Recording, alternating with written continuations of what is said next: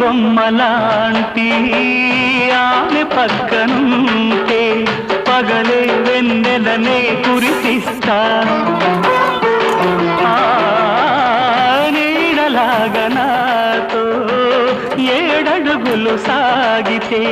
ఇలలో స్వర్గంనే సృష్టిస్తా రసరమ్యం ఆ రాగ విలాసం రసరమ్యం ఆ రాగ విలాసం వసివాడదు అది ఆ జన్మాంతం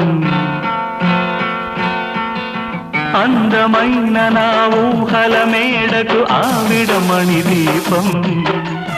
అంది అందని నాశలకు ఆమె ప్రతిరూపం ఆ తలపే నా ధ్యానం ఆ అభినవ దేవత నా ప్రాణం